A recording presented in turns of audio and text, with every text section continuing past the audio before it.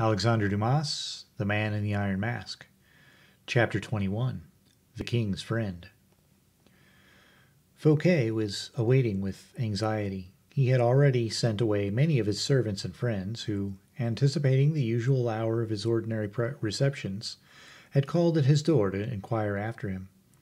Preserving the utmost silence respecting the danger which hung suspended by a hair above his head, he only asked them, as he did everyone, indeed, who came to the door, where Aramis was. When he saw D'Artagnan return, and when he perceived the Bishop of Vannes behind him, he could hardly restrain his delight, for it was fully equal to his previous uneasiness. The mere sight of Aramis was a complete compensation to the superintendent for the unhappiness he had undergone in his arrest. The prelate was silent and grave, D'Artagnan completely bewildered by such an accumulation of events. "Well, Captain, so you have brought Monsieur d'Herblay to me." "And something better still, Monseigneur." "What is that?" "Liberty." "I am free." "Yes, by the king's order." Fouquet resumed his usual serenity, that he might interrogate Aramis with a look. "Oh, yes, you can thank Monsieur l'Évêque de Vannes," pursued D'Artagnan, "for it is indeed to him that you owe the change that has taken place in the king." "Oh," said Fouquet, more humiliated at the service than grateful at its success. "But you," continued D'Artagnan, addressing Aramis, "you who have become Monsieur Fouquet's protector and patron, can you not do something for me?" "Anything in the wide world you would like, my friend," replied the bishop in his calmest tones. "One thing only, then, and I shall be perfectly satisfied. How on earth did you manage to become the favorite of the king, who you have never spoken to him more than twice in your life?"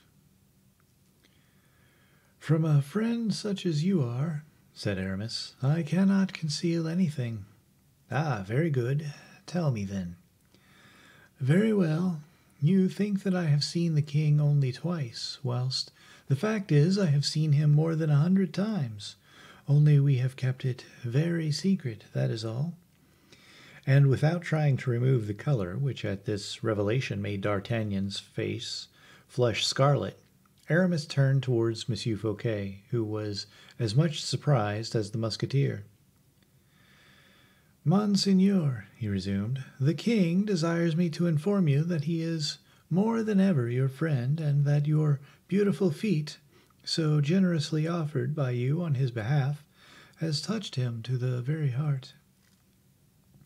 And thereupon he saluted Monsieur Fouquet with so much reverence of manner that the latter was incapable of understanding a man whose diplomacy was of so prodigious a character, remained incapable of uttering a single syllable, and equally incapable of thought or movement.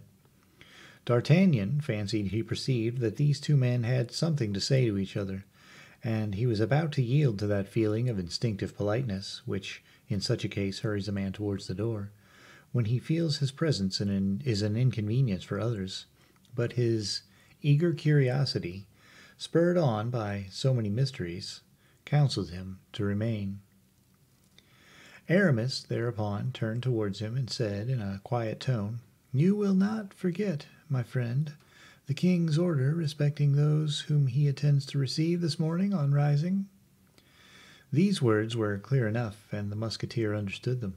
He therefore bowed to Fouquet and then to Aramis, to the latter with a slight admixture of ironical respect, and disappeared. No sooner had he left than Fouquet, whose impatience had hardly been able to wait for that moment, darted towards the door to close it, and then, returning to the bishop, he said, "My dear d'Herblay, I think it now high time you should explain all that has passed, for, in plain and honest truth, I do not understand anything." "We will explain all that to you," said Aramis, sitting down and making Fouquet sit down also. "Where shall I begin?" "With this first of all. Why does the king set me at liberty?" You ought rather to ask me what his reason was for having you arrested. Since my arrest, I have had time to think it over, and my idea is that it arises out of some slight feeling of jealousy. My feat put Monsieur Colbert out of temper, and Monsieur Colbert discovered some cause of complaint against me. Belle Isle, for instance. No, there is no question at all just now of Belle Isle. What is it, then? Do you remember those receipts for 13 millions which Monsieur de Mazarin contrived to steal from you? Yes, of course. Well, you are pronounced a public robber. Good heavens! Oh, that is not all. Do you also remember that letter you wrote to La Valliere? Alas, yes. And that proclaims you a traitor and a suborner. Why should he have pardoned me, then? We have not yet arrived at that part of our argument. I wish you to be quite convinced of the fact itself. Observe this well. The king knows you to be guilty of an appropriation of public funds. No, of course, I know that you have done nothing of the kind. But at all events, the king has seen the receipts, and he can do no other than believe you are incriminated. I beg your pardon, I do not see. You will see presently, though. The king, moreover, having read your love letter to La Valliere and the offers you there made her, cannot retain any doubt of your intentions with regard to that young lady. You will admit that, I suppose? Certainly. Pray conclude. In the fewest words, the king, we may henceforth assume, is your powerful, implacable, and eternal enemy. Agreed. But I am, then, so powerful that he has not dared to sacrifice me, notwithstanding his hatred, with all the means which my weakness or my misfortunes may have given him as a hold upon me? It is clear beyond all doubt, pursued Aramis coldly, that the king has quarrelled with you irreconcilably. But since he has absolved me, do you believe it likely? Asked the bishop with a searching look. Without believing in his sincerity, I believe it in the accomplished fact. Aramis slightly shrugged his shoulders. But why, then, should Louis XIV have commissioned you to tell... But why, then, has Louis XIV have commissioned you to tell me what you have just stated?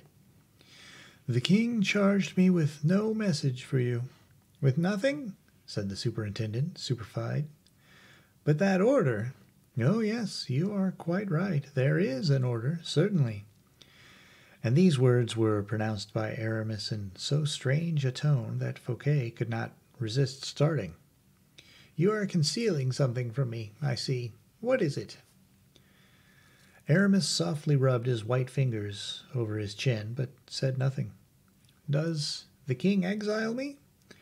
Do not act as if you were playing at the game children play at when they have to try and guess where a thing has been hidden, and are informed by a bell being rung when they are approaching near to it or going far away from it.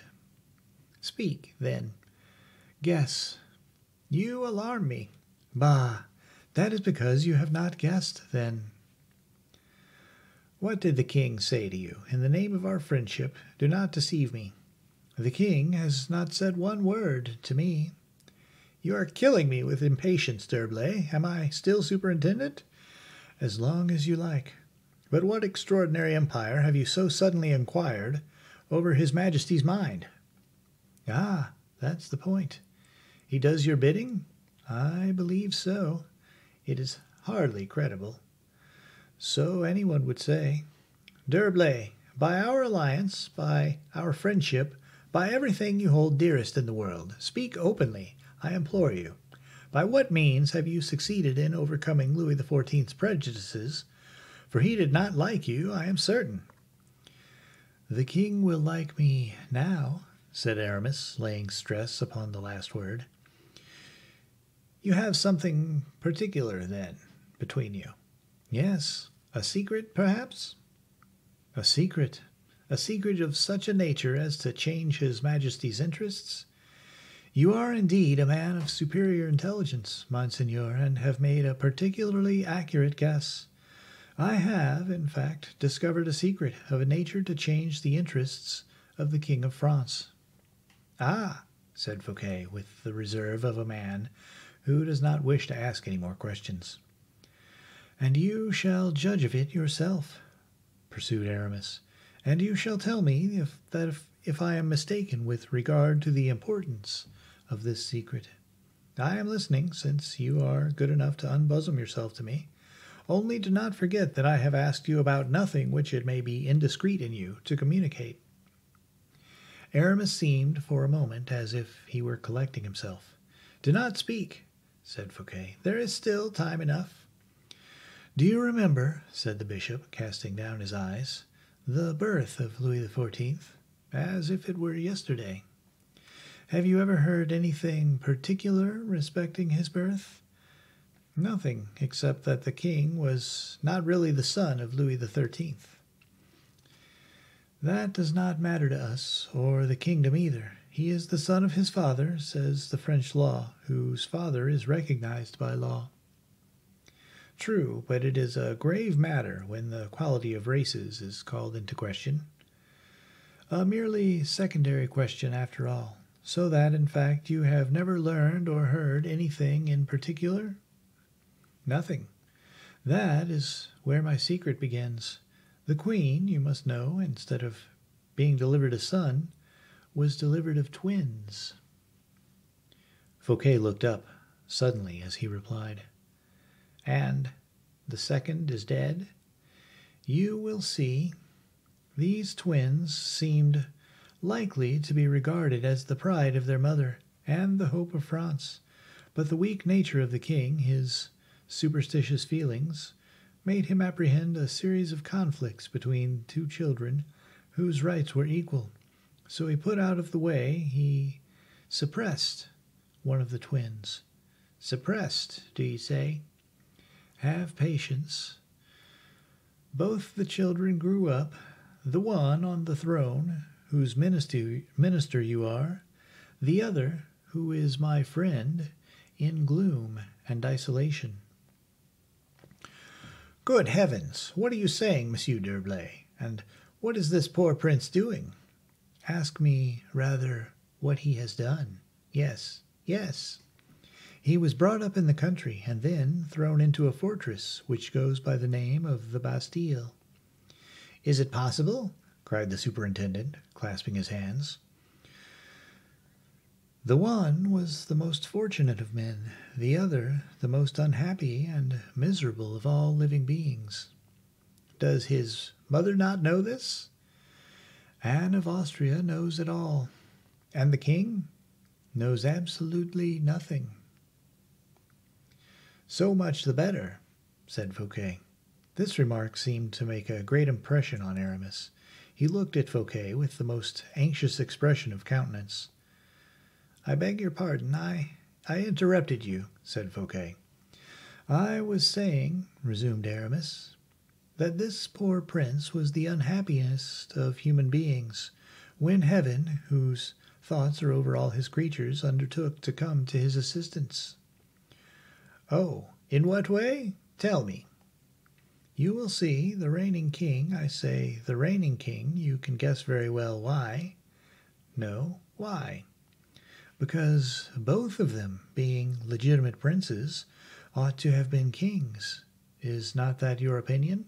It is, certainly. Unreservedly? Most unreservedly. Twins are one person in two bodies. I am pleased that a legist of your learning and authority should have pronounced such an opinion. It is agreed, then, that each of them possessed equal rights, is it not? Incontestably, but gracious heavens, what an extraordinary circumstance! We are not at the end of it yet. Patience. No, I shall find patience enough. Heaven wished to raise up for that oppressed child an avenger, or a supporter, or vindicator, if you prefer it. It happened that the reigning king, the usurper, you are quite of my opinion, I believed, that it is an act of usurpation quietly to enjoy and selfishly to assume the right over an inheritance to which a man has only half a right. Yes, usurpation is the word. In that case, I continue.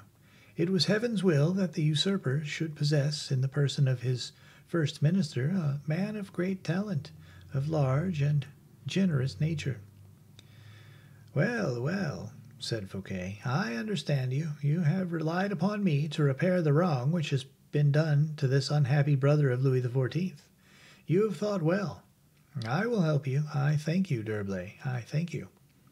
Oh, no, it is not that at all. You have not allowed me to finish, said Aramis, perfectly unmoved. I will not say another word, then. Monsieur Fouquet, I was observing, the minister of the reigning sovereign, was suddenly taken into the greatest aversion and menaced with the ruin of his fortune, loss of liberty, loss of life even, by intrigue and personal hatred, to which the king gave too readily an attentive ear. But heaven permits. Still, however, out of consideration for the unhappy prince who had been sacrificed, that Monsieur Fouquet should in his turn have a devoted friend who knew this state secret and felt that he possessed strength and courage enough to divulge this secret, after having had the strength to carry it locked up in his own heart for 20 years. Go no farther, said Fouquet, full of generous feelings. I understand you and can guess everything now. You went to see the king when the intelligence of my arrest reached you.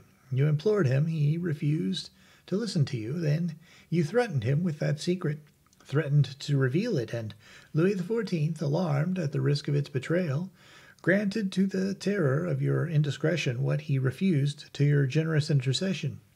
I understand. I understand. You have the king in your power. I understand.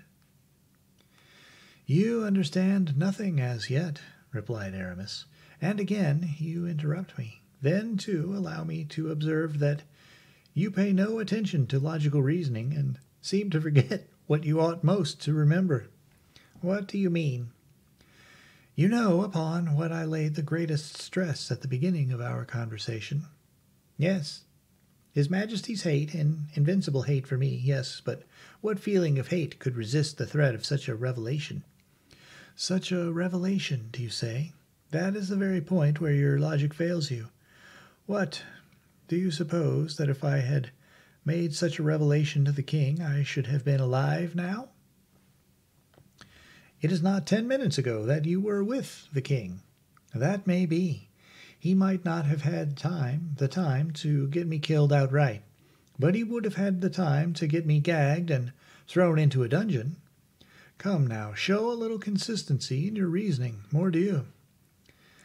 And by the mere use of this word, which was so thoroughly his old musketeer's expression, forgotten by one who never seemed to forget anything, Fouquet could not but understand to what a pitch of exaltation the calm, impenetrable Bishop of Vannes had wrought himself. He shuddered. And then, replied the latter, after having mastered his feelings, should I be the man I really am, should I be the true friend you believe me, if I were to expose you, whom the king already hates so bitterly, to a feeling more than ever to be dreaded in that young man? To have robbed him is nothing. To have addressed the woman he loves is not much. But to hold in your keeping both his crown and his honor, why, he would pluck out your heart with his own hands. You have not allowed him to penetrate your secret, then? I would sooner, far sooner, have swallowed at one draught all the poisons that Mithridates drank in 20 years, in order to try and avoid death, than have betrayed my secret to the king. What have you done, then? Ah, now we are coming to the point, Monseigneur. I think I shall not fail to excite in you a little interest. You are listening, I hope? How can you ask me if I am listening? Go on. Aramis walked softly around the room, satisfied himself that they were alone and that all was silent, and then returned and placed himself close to the armchair in which Fouquet was seated. awaiting with the deepest anxiety the revelation he had to make. "I forgot to tell you," resumed Aramis, addressing himself to Fouquet, who listened to him with the most absorbed attention. "I forgot to mention a most remarkable circumstance respecting these twins, namely, that God had formed them so startlingly, so miraculously like each other, that it would be utterly impossible to distinguish the one from the other. Their own mother would not be able to distinguish them." "Is it possible?" exclaimed Fouquet. "The same noble character in their features, the same carriage, the same stature, the same voice. But their thoughts, degree of intelligence, their knowledge of human life. There is inequality there, I admit, Monseigneur. Yes, for the prisoner of the Bastille is most incontestably superior in every way to his brother, and if from his prison this unhappy victim were to pass to the throne, France would not, from the earliest period of its history, perhaps, have had a master more powerful in genius and nobility of character." Fouquet buried his face in his hands, as if he were overwhelmed by the weight of this immense secret. Aramis approached him. "There is a further inequality," he said, continuing his work of temptation, "an inequality which concerns yourself, Monseigneur, between the twins. Both sons of Louis XIII, namely the last comer, does not know Monsieur Colbert." Fouquet raised his head immediately. His features were pale and distorted. The bolt had hit its mark, not his heart, but his mind and comprehension. "I understand you," he said to Aramis. "You are proposing a conspiracy to me?" "Something like it. One of those attempts which, as you said at the beginning of this conversation, alters the fate of empires, and of superintendents, too. Yes, Monseigneur. In a word, you propose that I should agree to the substitution of the son of Louis XIII, who is now a prisoner in the Bastille, for the son of Louis XIII, who is at this moment asleep in the chamber of Morpheus?" Aramis smiled with the sinister expression of the sinister thought which was passing through his brain. "Exactly," he said. "Have you thought?" continued Fouquet, becoming animated with that strength of talent which in a few seconds originates and matures the conception of a plan, and with that largeness of view which foresees all consequences and embraces every result at a glance. "Have you thought that we must assemble the nobility, the clergy, and the third estate of the realm, that we shall have to depose the reigning sovereign, to disturb by so frightful a scandal the tomb of their dead father, to sacrifice the life, the honor of a woman, Anne of Austria, the life and peace of mind and heart of another woman, Maria Theresa, and suppose that it were all done, if we were to succeed in doing it?" "I do not understand you," continued Aramis, coldly. "There is not a single syllable of sense in all that you have just said." "What?" said the superintendent, surprised. "A man like you refuse to view the practical bearing of the case? Do you confine yourself to the childish delight of a political illusion, and neglect the chances of it being carried into execution? In other words, the reality itself. Is it possible?" "My friend," said Aramis, emphasizing the word with a kind of disdainful familiarity, "what does heaven do in order to substitute one king for another?" "Heaven!" exclaimed Fouquet. "Heaven gives directions to its agent, who seizes upon the doomed victim, hurries him away, and seats the triumphant rival on the empty throne. But you forget that this agent is called Death.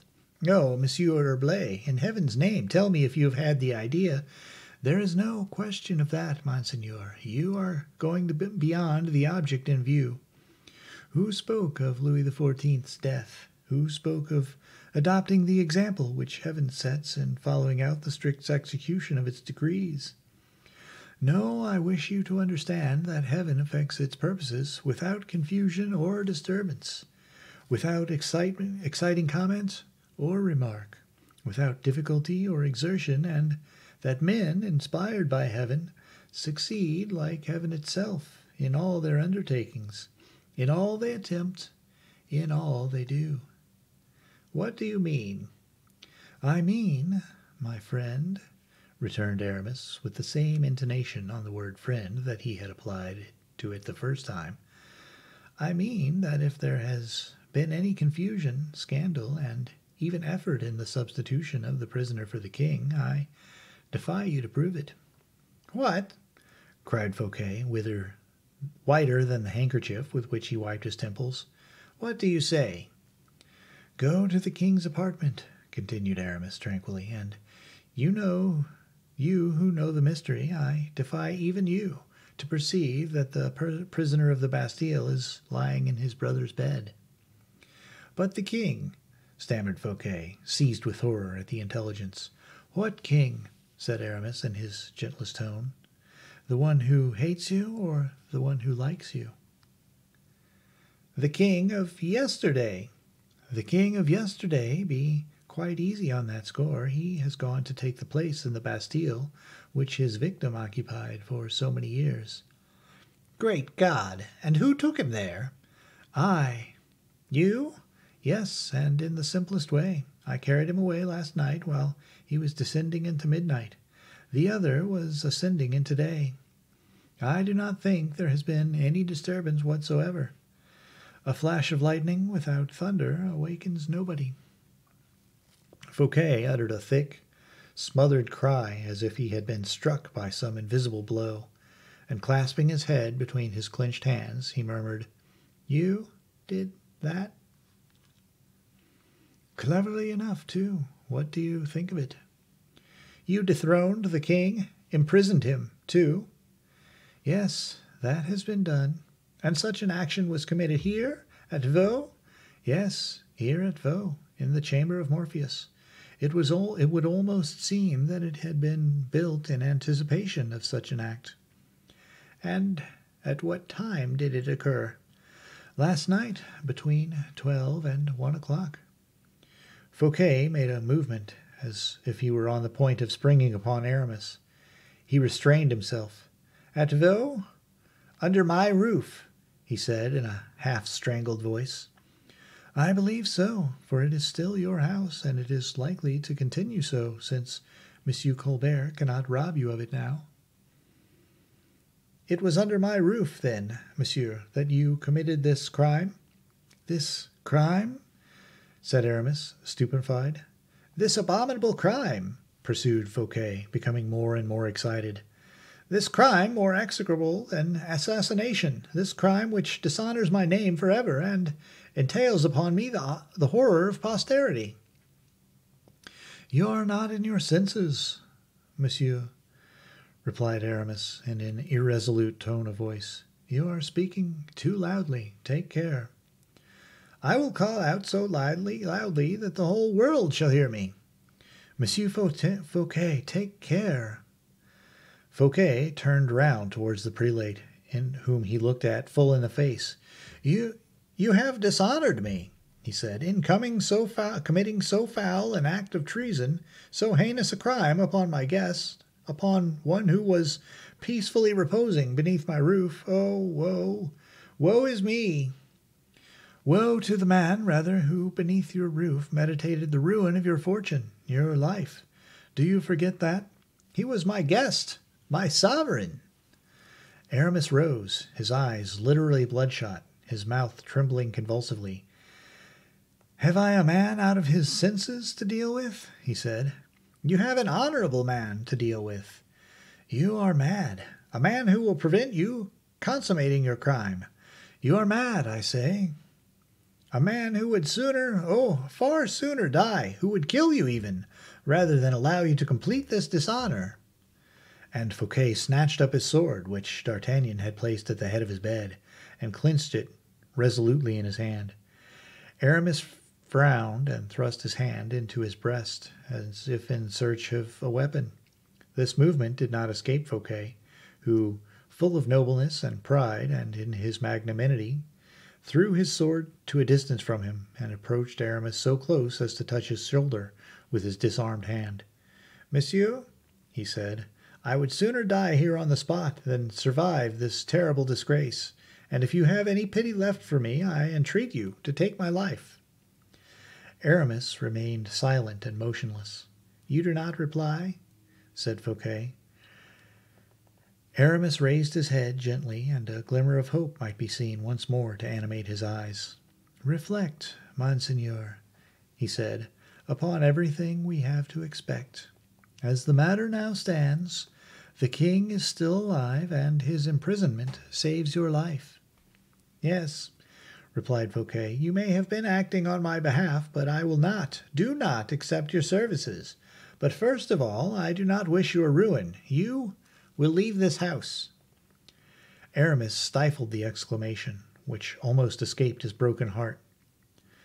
"I am hospitable towards all who are dwellers beneath my roof," continued Fouquet with an air of inexpressible majesty. "You will not be more fatally lost than he whose ruin you have consummated." "You will be so," said Aramis in a hoarse, prophetic voice. "You will be so, believe me. I accept the augury, Monsieur d'Herblay, but nothing shall prevent me, nothing shall stop me. You will leave Vaux, you must leave France. I give you 4 hours to place yourself out of the king's reach." "4 hours?" said Aramis, scornfully and incredulously. "Upon the word of Fouquet, no one shall follow you before expiration of that time. You will therefore have 4 hours advance of those whom the king may wish to dispatch after you." "4 hours?" repeated Aramis in a thick, smothered voice.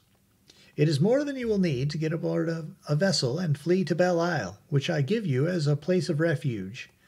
"Ah," murmured Aramis, "Belle Isle is as much mine for you as Vaux is mine for the king. Go, D'Herblay, go. As long as I live, not a hair on your head shall be injured." "Thank you," Aramis said with a cold irony of manner. "Go at once, then, and give me your hand before we both hasten away. You to save your life, I to save my honor." Aramis withdrew from his breast the hand he had concealed there. It was stained with his blood. He had dug his nails into his flesh, as if in punishment for having nursed so many projects, more vain, insensate, and fleeting than the life of the man himself. Fouquet was horror-stricken, and then his heart smote him with pity. He threw open his arms as if to embrace him. "I had no arms," murmured Aramis, as wild and terrible in his wrath as the shade of Dido. Then, without touching Fouquet's hand, he turned his head aside and stepped back a pace or two. His last word was an imprecation, his last gesture a curse, which his blood-stained hand seemed to invoke. As it sprinkled on Fouquet's face a few drops of blood which flowed from his breast, and both of them darted out of the room by the secret staircase which led down to the inner courtyard. Fouquet ordered his best horses, while Aramis paused at the foot of the staircase which led to Porthos's apartment. He reflected profoundly, and for some time, while Fouquet's carriage left the courtyard at a full gallop. "Shall I go alone," said Aramis to himself, "or warn the prince? Oh, fury! Warn the prince, and then do what? Take him with me to carry this accusing witness about with me everywhere? War, too, would follow, civil war, implacable in its nature, and without any resource save myself. It is impossible. What could he do without me? No, without me he will be utterly destroyed. Yet, who knows? Let destiny be fulfilled. Condemned he was, let him remain so then. Good or evil spirit, gloomy and scornful power, whom men call the genius of humanity, thou art a power more restlessly uncertain, more baselessly useless than wild mountain wind. Chance thou termest thyself, but thou art nothing. Thou inflamest everything with thy breath, crumblest mountains at thy approach, and suddenly art thyself destroyed at the presence of the cross of dead wood behind which stand another power invisible, like thyself, whom thou deniest perhaps, but whose avenging hand is on thee, and hurls thee in the dust dishonored and unnamed. Lost! I am lost. What can be done? Flee to Belle Isle? Yes, and leave Porthos behind me to talk and relate the whole affair to everyone. Porthos, too, who will have to suffer for what he has done. I will not let poor Porthos suffer. He seems like one of the members of my own frame, and his grief or misfortune would be mine as well. Porthos shall leave with me, and shall follow my destiny. It must be so. And Aramis, apprehensive of meeting anyone to whom his hurried movements might appear suspicious, ascended the staircase without being perceived. Porthos, so recently returned from Paris, was already in a profound sleep. His huge body forgot its fatigue, as his mind forgot its thoughts. Aramis entered, light as a shadow, and placed his nervous grasp on the giant's shoulder. "Come, Porthos," he cried. "Come." Porthos obeyed, rose from his bed, opened his eyes, even before his intelligence seemed to be aroused. "We leave immediately," said Aramis. "Ah," returned Porthos, "we shall go mounted, and faster than we have ever gone in our lives." "Ah," repeated Porthos, "dress yourself, my friend." And he helped the giant to dress himself, and thrust his gold and diamonds into his pocket. Whilst he was thus engaged, a slight noise attracted his attention, and on looking up he saw D'Artagnan watching them through the half-opened door. Aramis started. What the devil are you doing there in such an agitated manner?" said the Musketeer. "Hush!" said Porthos. "We are going off on a mission of great importance," added the bishop. "You are very fortunate," said the Musketeer. "Oh, dear me," said Porthos, "I feel so wearied. I would far sooner have been fast asleep, but the service of the king." "Have you seen Monsieur Fouquet?" said Aramis to D'Artagnan. "Yes, this very minute, in a carriage." "What did he say to you?" "Adieu, nothing more." "Was that all?" "What else do you think he could say? Am I worth anything now, since you have gotten into such high favor?" "Listen," said Aramis, embracing the Musketeer. "Your good times are returning again. You will have no occasion to be jealous of anyone." "Ah, bah!" "I predict that something will happen to you today which will increase your importance more than ever." "Really?" "You know that I know all the news." "Oh, yes." "Come, Porthos, are you ready? Let us go." "I am quite ready, Aramis." "Let us embrace D'Artagnan first." "Most certainly. But the horses?" "Oh, there is no want of them here. Will you have mine?" "No, Porthos has his own stud, so adieu, adieu." The fugitives mounted their horses beneath the very eyes of the captain of the Musketeers, who held Porthos's stirrup for him, and gazed after them until they were out of sight. "On any other occasion," thought the Gascon, "I should say that those gentlemen were making their escape. But in these days politics seem so changed that such an exit is termed going on a mission. I have no objection. Let me attend to my own affairs. That is more than enough for me." And he philosophically entered his apartments. Chapter 22. Showing how the countersign was respected at the Bastille. Fouquet tore along as fast as his horses could drag him. On his way he trembled with horror at the idea of what had just been revealed to him. What must have been, he thought, the youth of those extraordinary men, who, even as age is stealing fast upon them, are still able to conceive such gigantic plans and carry them through without a tremor. At one moment he could not resist the idea that all Aramis had just been recounting to him was nothing more than a dream, and whether the fable itself was not the snare, so that when Fouquet arrived at the Bastille he might possibly find an order of arrest which would send him to join the dethroned king.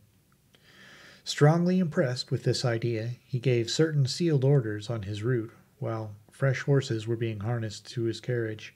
These orders were addressed to Monsieur d'Artagnan and to certain others whose fidelity to the king was far above suspicion. "In this way," said Fouquet to himself, "prisoner or not, I shall have performed the duty that I owe my honor. The orders will not reach them until after my return. if I should return free, and consequently they will not have been unsealed. I shall take them back again. If I am delayed, it will be because some misfortune will have befallen me, and in that case assistance will be sent for me as well as for the king." Prepared in this manner, the superintendent arrived at the Bastille. He had travelled at the rate of 5 leagues and a half the hour. Every circumstance of delay which Aramis had escaped in his visit to the Bastille befell Fouquet. It was useless giving his name, equally useless his being recognized. He could not succeed in obtaining an entrance. By dint of entreaties, threats, commands, he succeeded in inducing a sentinel to speak to one of the subalterns, who went and told the major. As for the governor, they did not even dare disturb him. Fouquet sat in his carriage at the outer gate of the fortress, chafing with rage and impatience, awaiting the return of the officers, who at last reappeared with a sufficiently sulky air. "Well," said Fouquet impatiently, "what did the major say?" "Well, monsieur," replied the soldier, "the major laughed in my face. He told me that Monsieur Fouquet was at Vaux, and that even were he at Paris, Monsieur Fouquet would not get up at so early an hour as the present." "Mordieu, you are an absolute set of fools!" cried the minister, darting out of the carriage, and before the subaltern had time to shut the gate, Fouquet sprang through it, and ran forward in spite of the soldier, who cried out for assistance. Fouquet gained ground regardless of the cries of the man, who, however, having at last come up with Fouquet, called out to the sentinel of the second gate, look out, sentinel!" The man crossed his pike before the minister, but the latter, robust and active, and hurried away too by his passion, wrested the pike from the soldier and struck him a violent blow on the shoulder with it. The subaltern, who approached too closely, received a share of the blows as well. Both of them uttered loud and furious cries, at the sound of which the whole of the first body of the advanced guard poured out of the guardhouse. Among them there was one, however, who recognized the superintendent, and called, "Monseigneur! Ah, Monseigneur! Stop your fellows!" And he effectually checked the soldiers, who were on the point of revenging their companions. Fouquet desired them to open the gate, but they refused to do so without the countersign. He desired them to inform the governor of his presence, but the latter had already heard the disturbance at the gate. He ran forward, followed by his major and accompanied by a picket of 20 men, persuaded that an attack was being made on the Bastille. Baisemeaux also recognized Fouquet immediately and dropped the sword he bravely had been brandishing. "Ah, monseigneur," he stammered, "how can I excuse—" "Monsieur, said the superintendent, flushed with anger and heated by his exertions, "I congratulate you. Your watch and ward are admirably kept." Baisemeaux turned pale, thinking that this remark was made ironically, and pretended a furious burst of anger. But Fouquet had recovered his breath, and beckoning the sentinel and the subaltern, who were rubbing their shoulders towards him, he said, "There are 20 pistoles for the sentinel and 50 for the officer. Pray receive my compliments, gentlemen. I will not fail to speak to His Majesty about you. And now, Monsieur Baisemeaux, a word with you." And he followed the governor to his official residence, accompanied by a murmur of general satisfaction. Baisemeaux was already trembling with shame and uneasiness. Aramis's early visit from that moment seemed to possess consequences which a functionary such as he, Baisemeaux, was perfectly justified in apprehending. It was quite another thing, however, when Fouquet, in a sharp tone of voice, and with an imperious look, said, "You have seen Monsieur d'Herblay this morning?" "Yes, monseigneur." "And you are not horrified at the crime of which you have made yourself an accomplice?" "Well," thought Baisemeaux, "good so far," and then he added aloud, "But what crime, monseigneur, do you allude to?" "That for which you can be quartered alive, monsieur. Do not forget that. But this is not a time to show anger. Conduct me immediately to the prisoner." "To what prisoner?" said Baisemeaux, trembling. "You pretend to be ignorant. Very good. It is the best plan for you, perhaps, for if, in fact, you were to admit your participation in such a crime, it would be all over with you. I wish, therefore, to seem to believe in your assumption of ignorance." "I entreat you, monseigneur." "That will do. Lead me to the prisoner." To Marchiali? Who is Marchiali? The prisoner who was brought back this morning by Monsieur d'Herblay. He is called Marchiali, said the superintendent, his conviction somewhat shaken by Basimu's cool manner.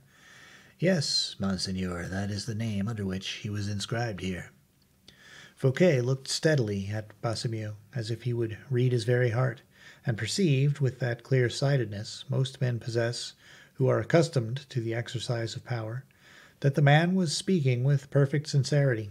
Besides, in observing his face for a few moments, he could not believe that Aramis would have chosen such a confidant. "It is the prisoner," said the superintendent to him, "who Monsieur d'Herblay carried away the day before yesterday?" "Yes, Monseigneur." "And whom he brought back this morning?" added Fouquet quickly, for he understood immediately the mechanism of Aramis's plan. "Precisely, Monseigneur." "And his name is Marchiali, you say?" "Yes, Marchiali. If Monseigneur has come here to remove him, so much the better, for I was going to write about him." "What has he done, then?" "Ever since this morning he has annoyed me extremely.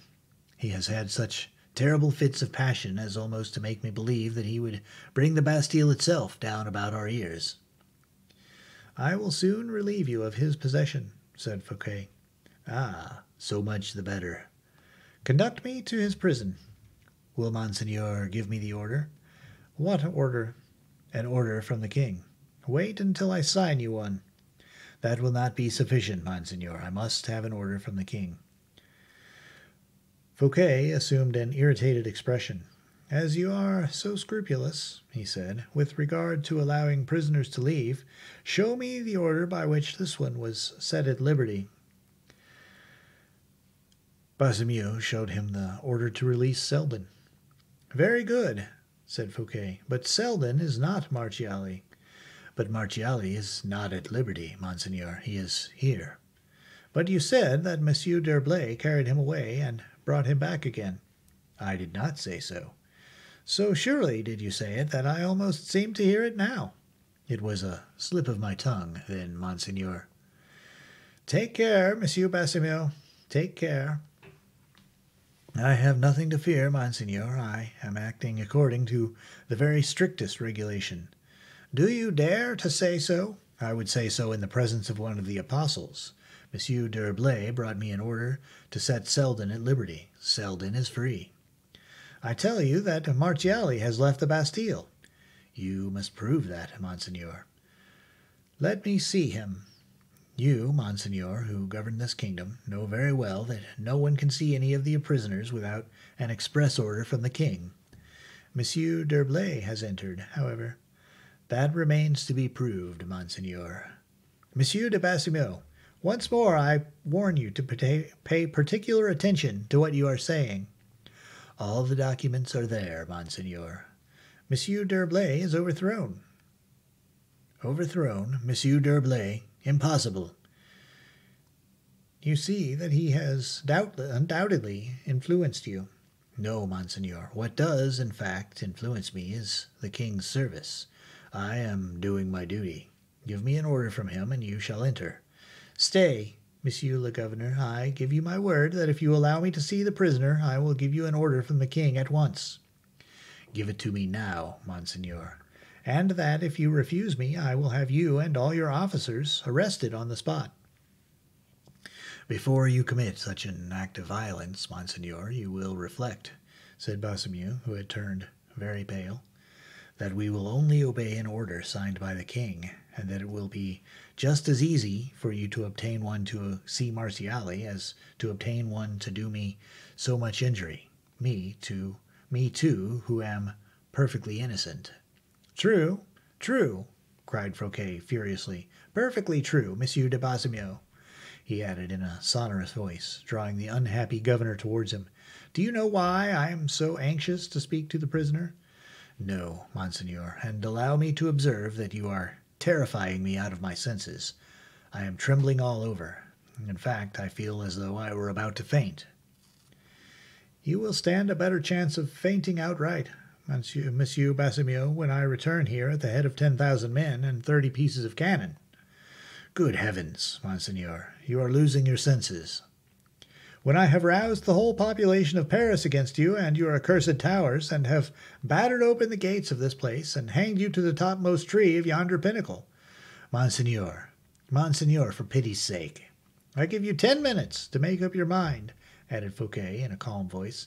I will sit down here in this armchair and wait for you.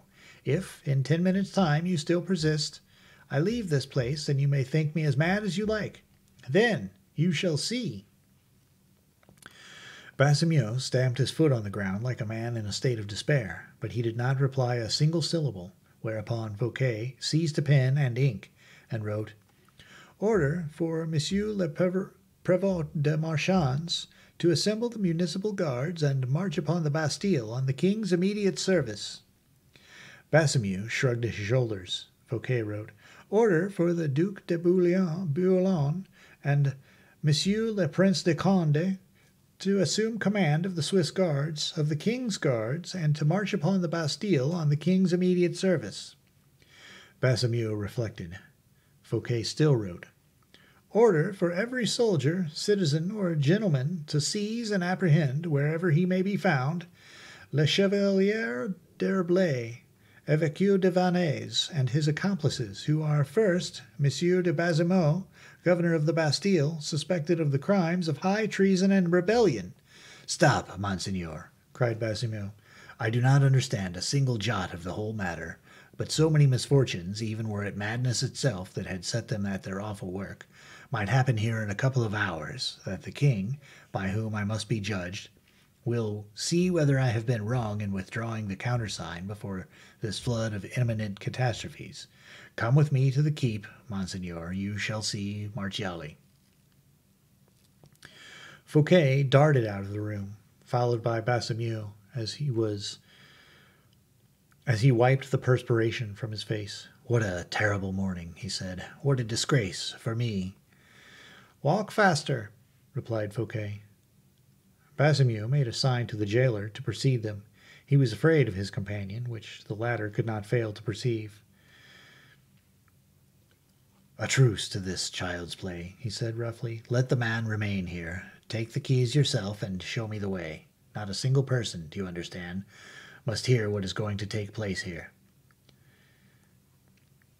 "Ah," said Baisemeaux, undecided. "Again," cried Monsieur Fouquet. "Ah, say no at once, and I will leave the Bastille and will myself carry my own dispatches."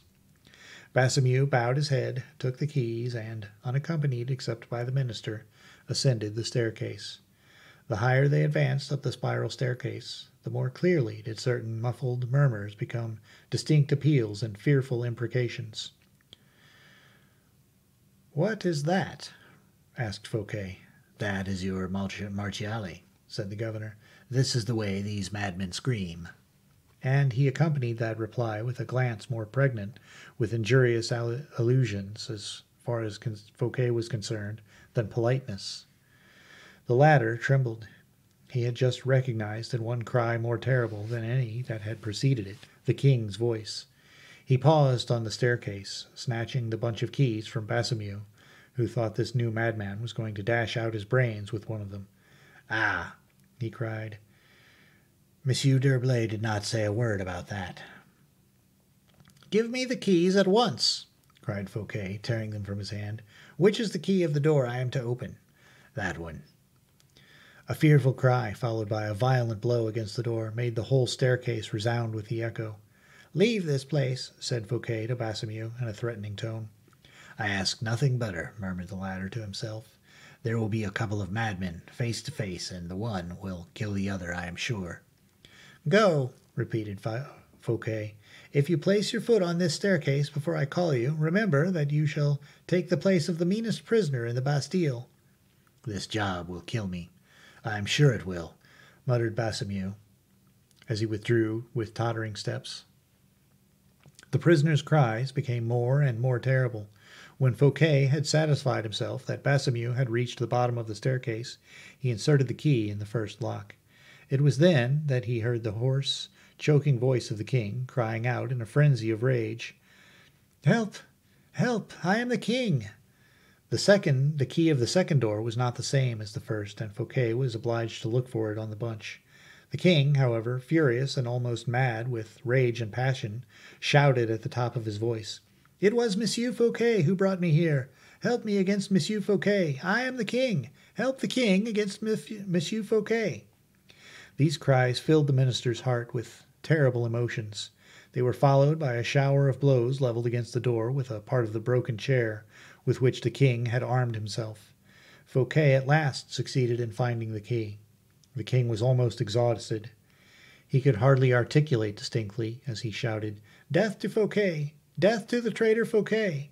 The door flew open. Chapter 23. The King's Gratitude. The two men were on the point of darting towards each other when they suddenly and abruptly stopped as a mutual recognition took place, and each uttered a cry of horror. "Have you come to assassinate me, monsieur?" said the king when he recognized Fouquet.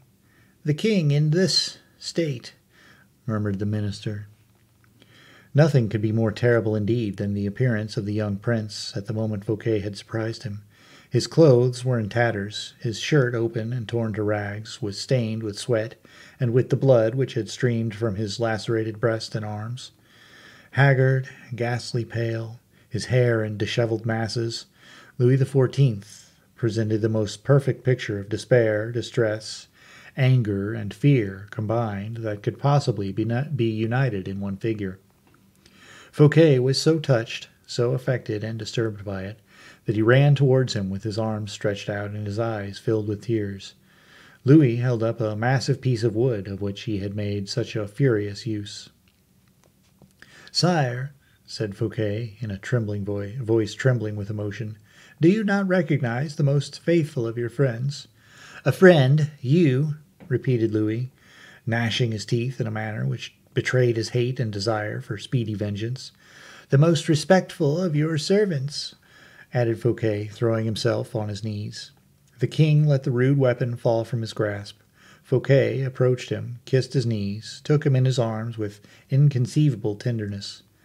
"My king, my child," he said, "how must you have suffered?" Louis, recalled to himself by the change of situation, looked at himself, and, ashamed of the disordered state of his apparel, ashamed of his conduct, and ashamed of the air of pity and protection that was shown towards him, drew back.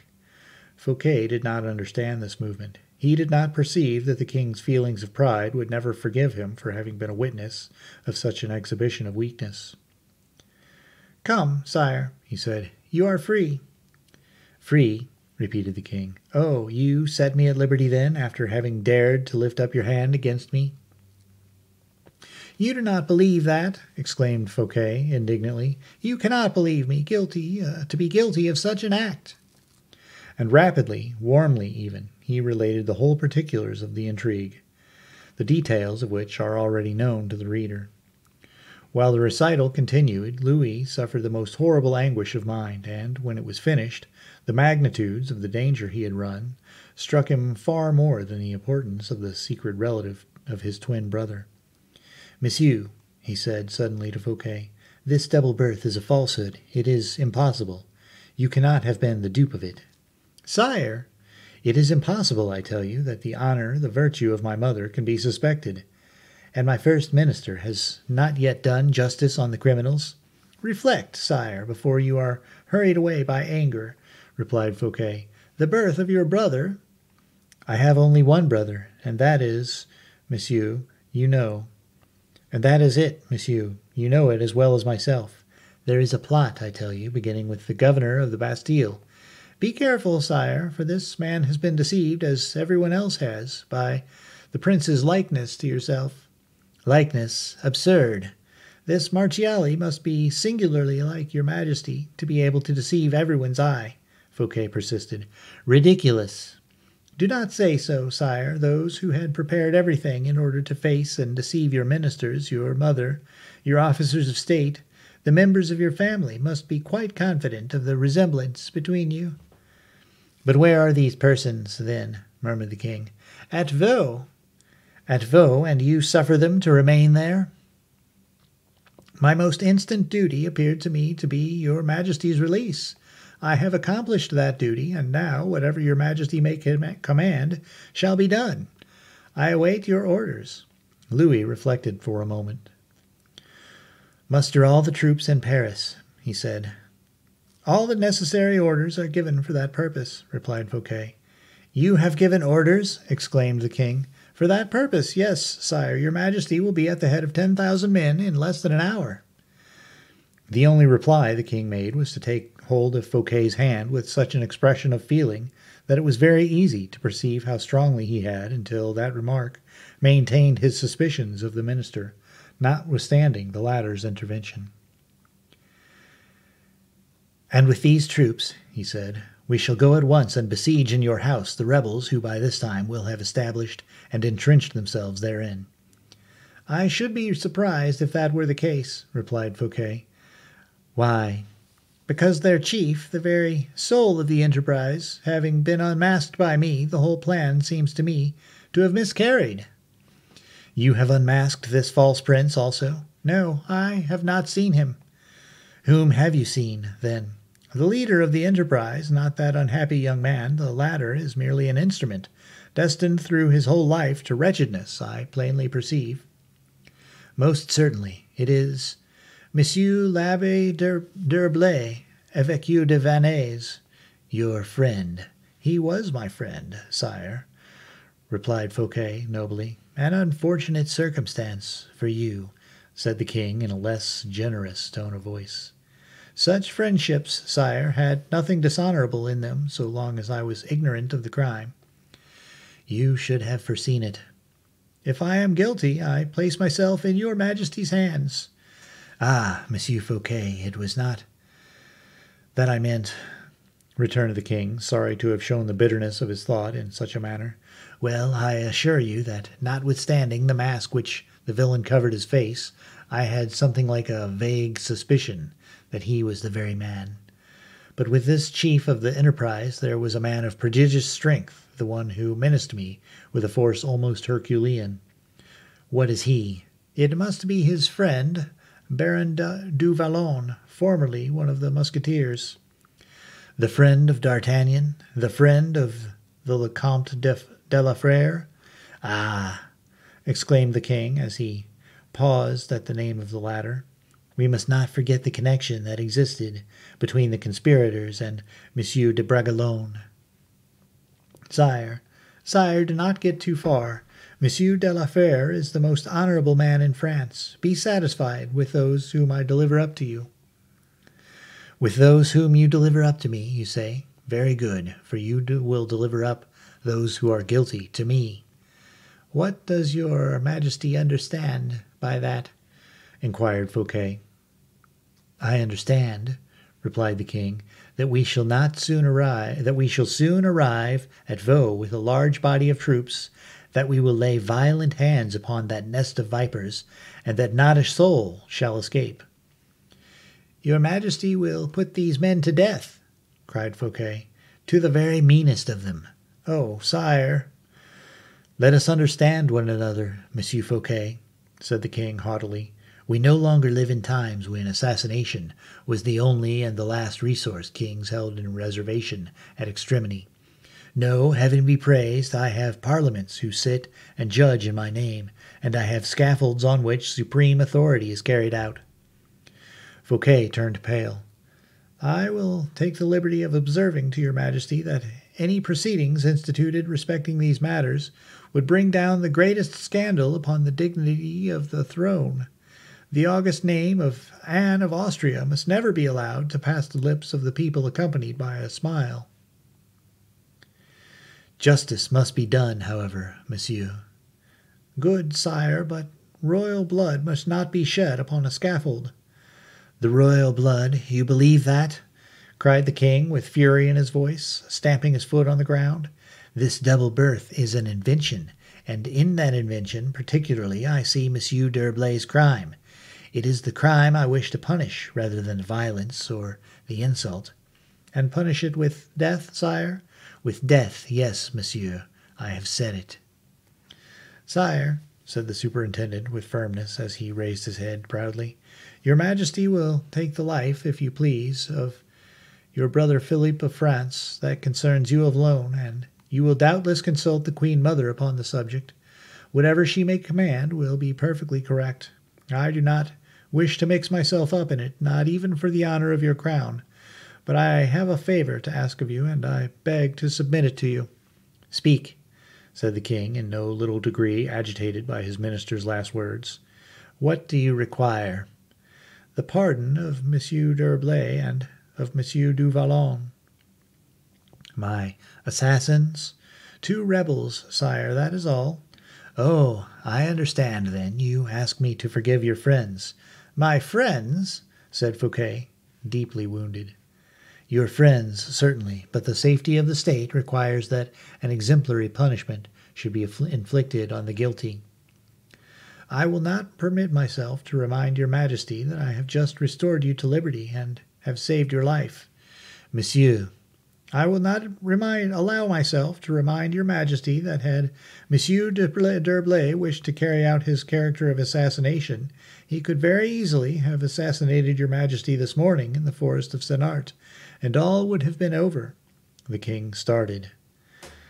"A pistol bullet through the head," pursued Monsieur Fouquet, "and the disfigured features of Louis XIV, which no one could have recognized, would be Monsieur d'Herblay's complete and entire justification."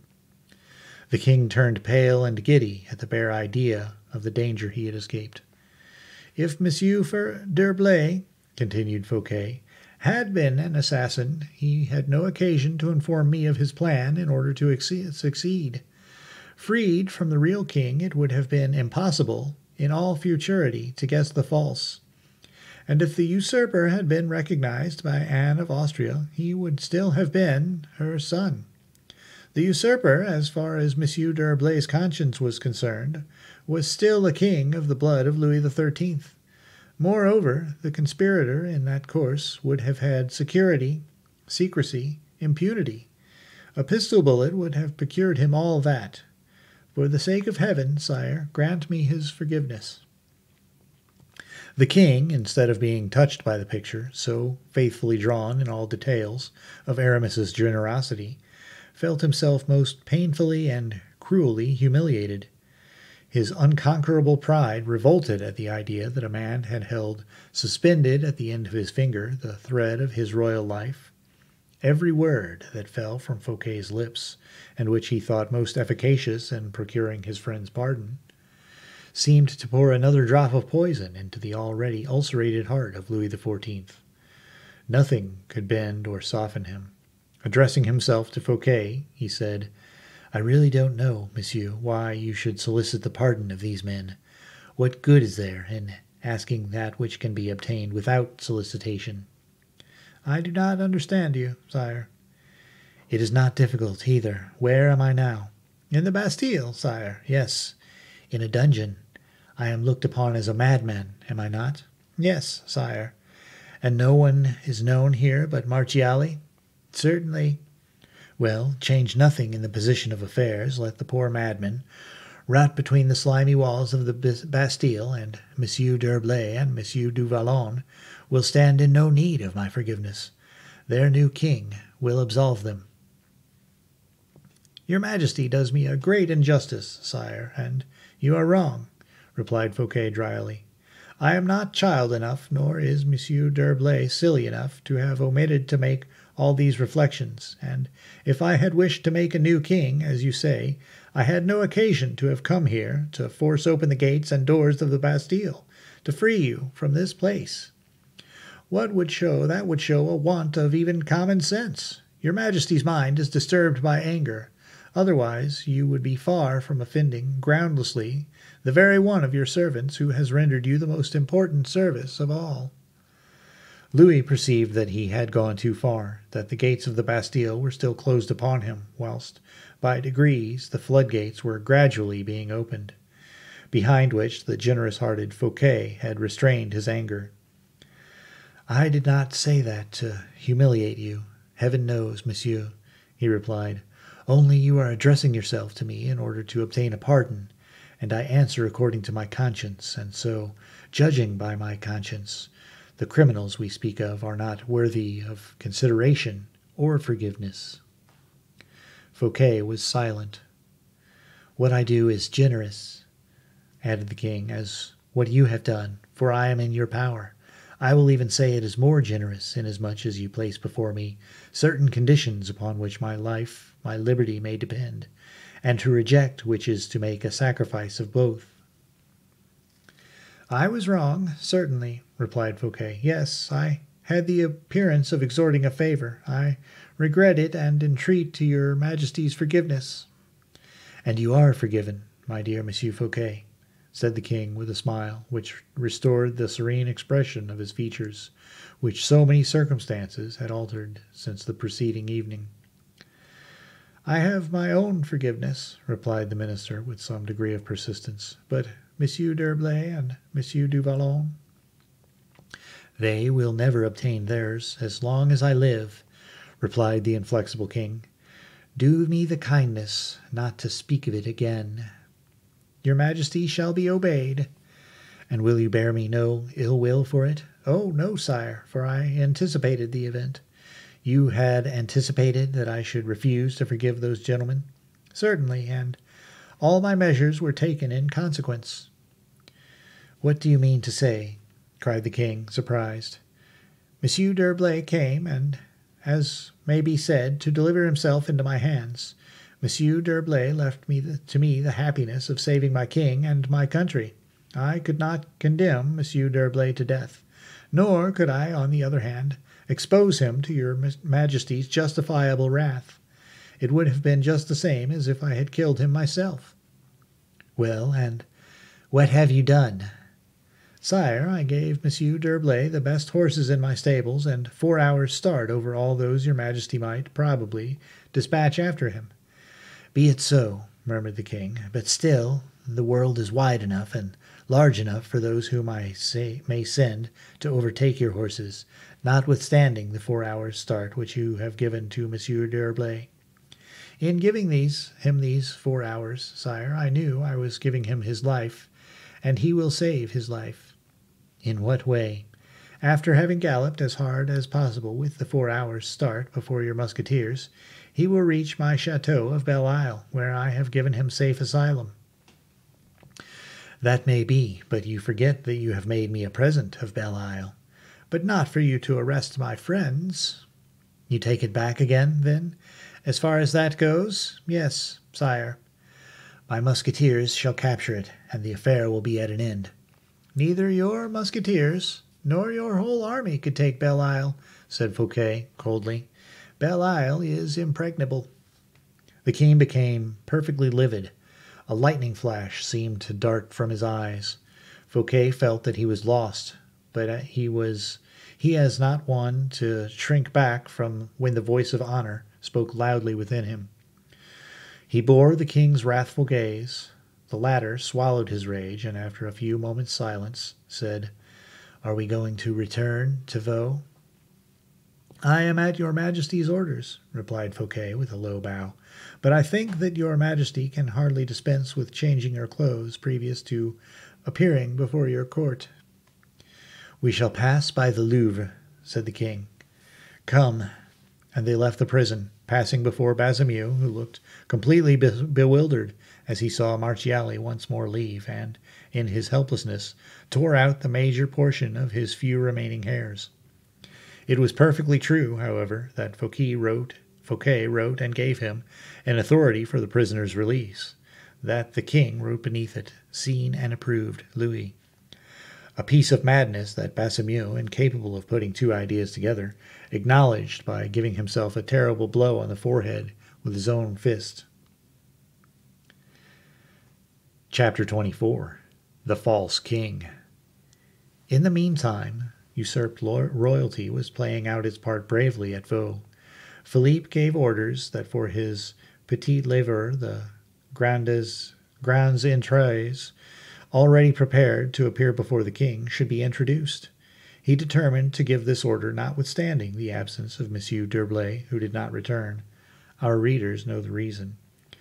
But the prince, not believing that absence could be prolonged, wished, as all rash spirits do, to try his valor and his fortune, far from all protection and instruction. Another reason urged him to this. Anne of Austria was about to appear. The guilty mother was about to stand in the presence of her sacrificed son.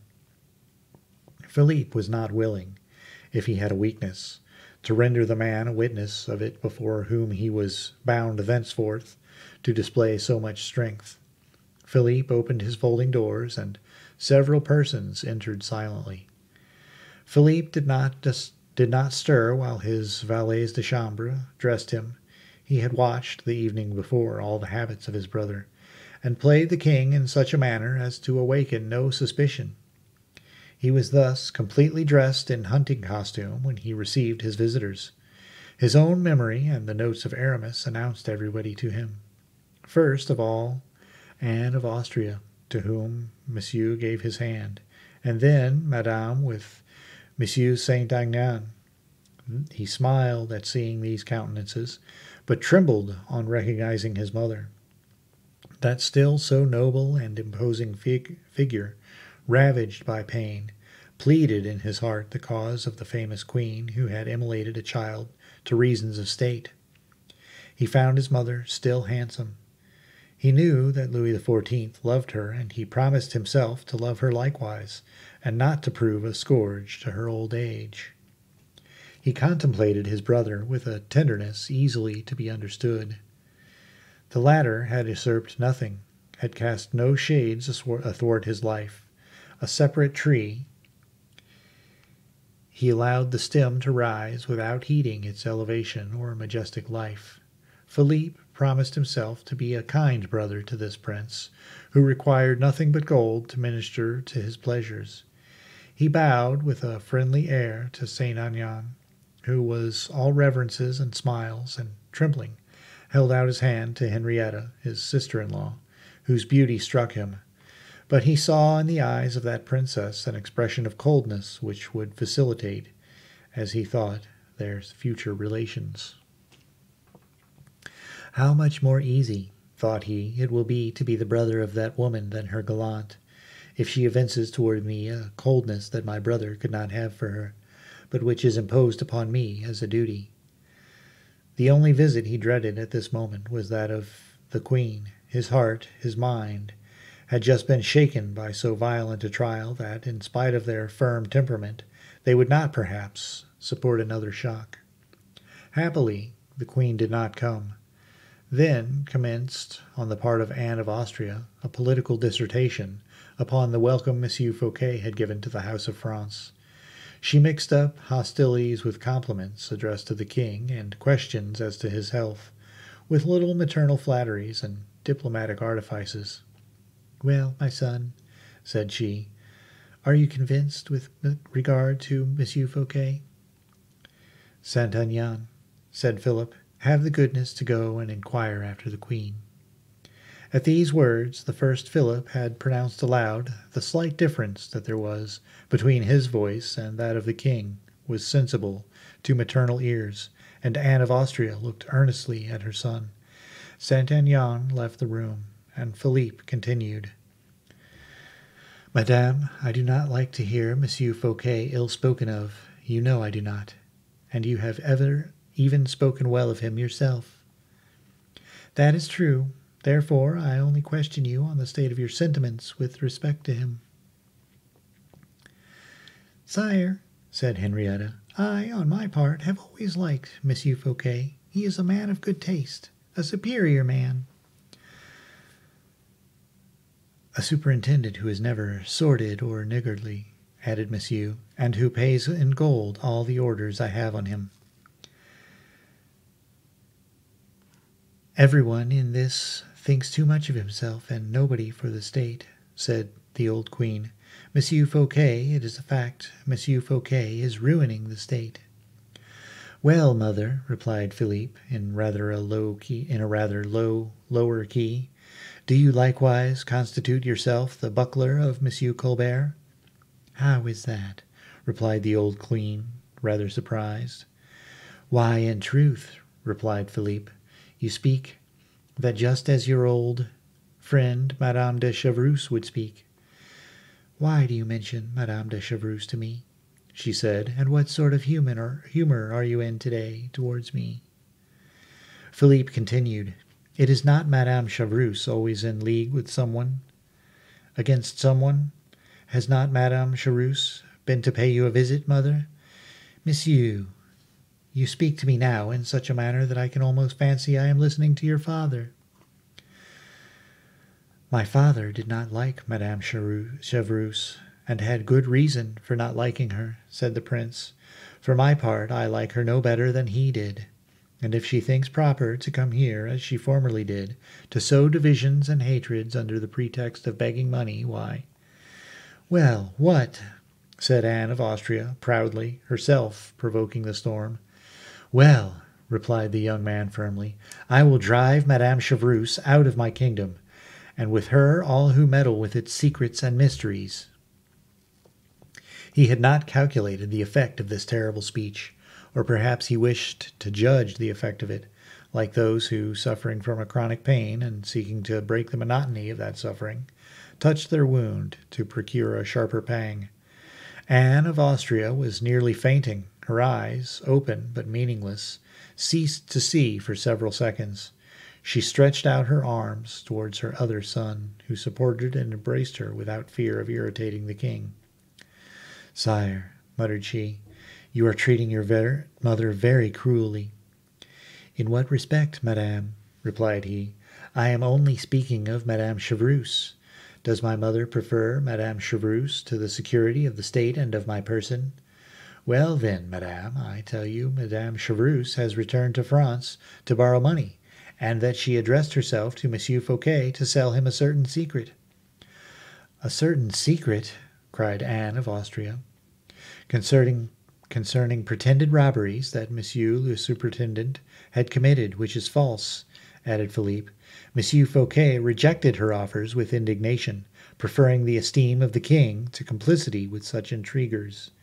Then Madame Chevreuse sold the secret to Monsieur Colbert, and as she is insatiable, and was not satisfied with having extorted 100,000 crowns from a servant of the state, she has taken a still bolder flight in search of surer sources of supply.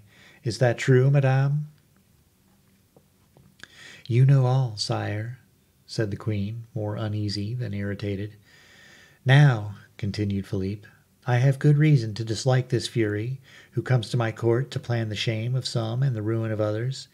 If heaven has suffered certain crimes to be committed, and has concealed them in the shadow of its clemency, I will not permit Madame Chevreuse to counteract the just designs of fate.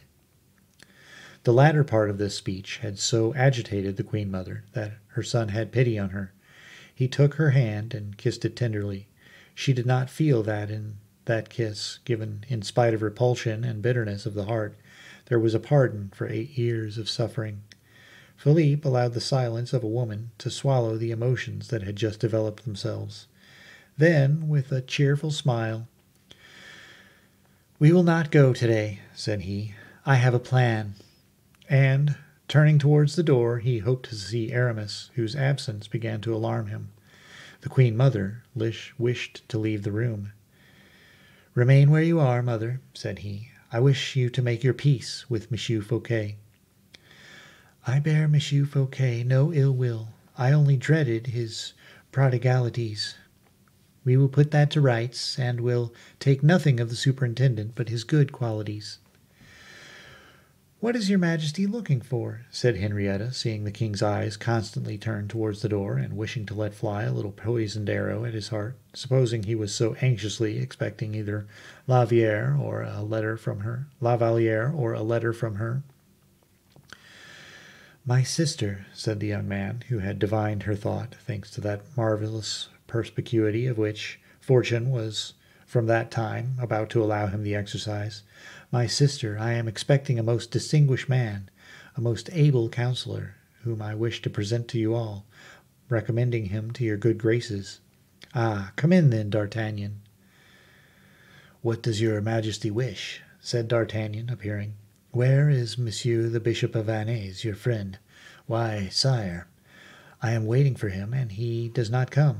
Let him be sought for." D'Artagnan remained for an instant stupefied, but soon, reflecting that Aramis had left Vaux privately on a mission from the king, he concluded that the king wished to preserve the secret.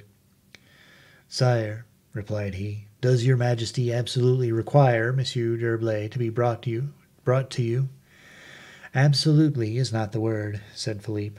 "I do not want him so particularly as that, but if he can be found—" "I thought so," said D'Artagnan to himself. Is this Monsieur d'Herblay, the Bishop of Vannes?" "Yes, madame." "A friend of Monsieur Fouquet?" "Yes, madame," said an old musketeer. Anne of Austria blushed. "One of the four braves who formerly performed such prodigies?" The old queen repented of having wished to bite. She broke off the conversation in order to preserve the rest of her teeth. "Whatever may be your choice, sire," said she, "I have no doubt it will be excellent." All bowed in support of that sentiment. "You will find in him," continued Philippe, "the depth and penetration of Monsieur de Richelieu, without the avarice of Monsieur de Mazarin." "A prime minister, sire?" said Monsieur in a fright. "I will tell you all about that, brother, but it is strange that Monsieur d'Herblay is not here." He called out, "Let Monsieur Fouquet be informed that I wish to speak with him. Oh, before you, do not retire." Monsieur de Saint Anan returned, bringing satisfactory news of the queen, who only kept her bed from precaution and to have strength to carry out the king's wishes. Whilst everybody was seeking Monsieur Fouquet and Aramis, the new king quietly continued his experiments, and everybody, family, officers, servants, had not the least suspicion of his identity. His air, his voice, and manners were so like the king's. On his side, Philippe, applying to all countenances the accurate descriptions and keynotes of character supplied by his accomplice Aramis, conducted himself so as not to give birth to a doubt in the minds of those who surrounded him. Nothing from that time could disturb the usurper. With what strange facility had Providence just reversed the loftiest fortune of the world to substitute the lowliest in its stead. Philippe admired the goodness of God with regard to himself, and seconded it with all the resources of his admirable nature. But he felt, at times, something like a spectre gliding between him and the rays of his new glory. Aramis did not appear. The conversation had languished in the royal family. Philippe, preoccupied, forgot to dismiss his brother and Madame Henrietta. The latter were astonished, and began, by degrees, to lose all patience. Anne of Austria stooped towards her son's ear and addressed some words to him in Spanish. Philippe was completely ignorant of that language, and grew pale at this unexpected obstacle. But, as if the spirit of the imperturbable Aramis had covered him with his infallibility, instead of appearing disconcerted, Philippe rose. "Well, what?" said Anne of Austria. "What is all that noise?" said Philippe, turning round towards the door of the second staircase, and a voice was heard saying, this way, a few steps more, sire." "The voice of Monsieur Fouquet," said D'Artagnan, who was standing close to the queen mother. "Then Monsieur d'Herblay cannot be far off." But then he saw what he little thought to have beheld so near to him. All eyes were turned towards the door at which Monsieur Fouquet was expected to enter. But it was not Monsieur Fouquet who entered. A terrible cry resounded from all corners of the chamber, a painful cry uttered by the king and all present. It is given to but few men, even those whose destiny contains the strangest elements, and accidents the most wonderful, to contemplate such a spectacle similar to that which presented itself in the royal chamber at that moment.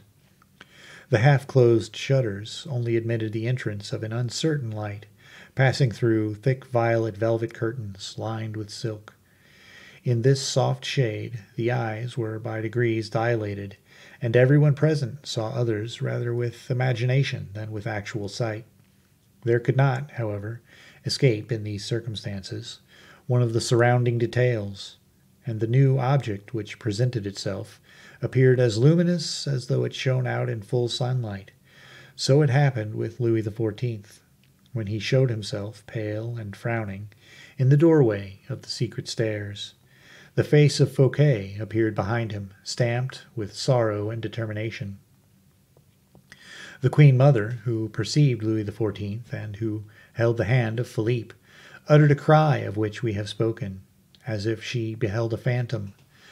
Monsieur was bewildered and kept turning his head in astonishment from one to the other. Madame made a step forward, thinking she was looking at the form of her brother-in-law reflected in a mirror. And, in fact, the illusion was possible. The two princes, both pale as death, for we renounced the hope of being able to describe the fearful state of Philippe, trembling, clenching their hands convulsively, measured each other with looks, and darted their glances, sharp as poignards, at each other. Silent, panting, bending forward, they appeared as if about to spring upon an enemy. The unheard-of resemblance of countenance, gesture, shape, height even, to the resemblance of costume, produced by chance, for Louis XIV had been to the Louvre and put on a violet-colored dress. The perfect analogy of the two princes completed the consternation of Queen Anne of Austria. And yet she did not at once guess the truth. There are misfortunes in life so truly dreadful that no one will at first accept them. People rather believe in the supernatural and the impossible. Louis had not reckoned on these obstacles. He expected that he had only to appear to be acknowledged. A living son, he could not endure the suspicion of equality with anyone. He did not admit that every torch should not become darkness at the instant he shone out with his conquering ray. At the aspect of Philippe, then, he was perhaps more terrified than anyone around him. And his silence, his immobility, were, at this time, a concentration and a calm which precede the violent explosions of concentrated passion. But Fouquet, who shall paint his emotion and stupor in presence of this living portrait of his master? Fouquet thought Aramis was right, that this newly arrived king was as pure in his race as the other, and that, for having repudiated all participation in this coup d'etat, so skillfully got up by the general of the Jesuits, he must be a mad enthusiast, unworthy of ever dipping his hands in political grand strategy work. And then it was the blood of Louis XIII, which Fouquet was sacrificing to the blood of Louis XIII. It was to a selfish ambition he was sacrificing a noble ambition. To the right of keeping he sacrificed the right of having. The whole extent of his fault was revealed to him at simple sight of the pretender. All that passed in the mind of Fouquet was lost upon the persons present. He had 5 minutes to focus meditation on this point of conscience. 5 minutes, that is to say 5 ages, during which the two kings and their family scarcely found energy to breathe after so terrible a shock. D'Artagnan, leaning against the wall in front of Fouquet, with his hand to his brow, asked himself the cause of such a wonderful prodigy. He could not have said at once why he doubted, but he knew assuredly that he had reason to doubt, and that in this meeting of the two Louis XIVs lay all the doubt and difficulty that during late days had rendered the conduct of Aramis so suspicious to the musketeer. These ideas were, however, enveloped in a haze, a veil of mystery. The actors in this assembly seemed to swim in the vapors of a confused waking. Suddenly Louis XIV, more impatient and more accustomed to command, ran to one of the shutters, which he opened, tearing the curtains in his eagerness. A flood of living light entered the chamber, and made Philippe draw back to the alcove. Louis seized upon this moment with eagerness, and addressing himself to the queen, "My mother," he said, "do you not acknowledge your son, since everyone here has forgotten his king?" Anne of Austria started and raised her arms towards heaven without being able to articulate a single word. "My mother," said Philippe with a calm voice, "do you not acknowledge your son?" And this time, in his turn, Louis drew back. As to Anne of Austria, struck suddenly in the head and heart with fell remorse, she lost her equilibrium. No one aiding her, for all were petrified, she sank back in her fauteuil, breathing a weak, trembling sigh. Louis could not endure the spectacle and the affront. He bounded towards D'Artagnan, over whose brain a vertigo was stealing, and who staggered as he caught at the door for support. "Ah, my musketeer," he said. "Look us in the face and say which is the paler, he or I." This cry roused D'Artagnan, and stirred in his heart the fibers of obedience. He shook his head, and without more hesitation he walked straight up to Philippe, on whose shoulder he laid his hand, saying, "Monsieur, you are my prisoner." Philippe did not raise his eyes towards heaven, nor stir from the spot where he seemed nailed to the floor, his eye intently fixed upon the king his brother. He reproached him with a sublime silence for all misfortunes past, all tortures to come. Against this language of the soul the king felt he had no power. He cast down his eyes, dragging away precipitately his brother and sister, forgetting his mother, sitting motionless within 3 paces of the son, whom she left a second time to be condemned to death. Philippe approached Anne of Austria and said to her in a soft and nobly agitated voice, "If I were not your son, I should curse you, my mother, for having rendered me so unhappy." D'Artagnan felt a shudder pass through the marrow of his bones. He bowed respectfully to the young prince, and said as he bent, "Excuse me, Monseigneur. I am but a soldier, and my oaths are his who has just left the chamber." "Thank you, Monsieur d'Artagnan. What has become of Monsieur d'Herblay?" "Monsieur d'Herblay is in safety, Monseigneur."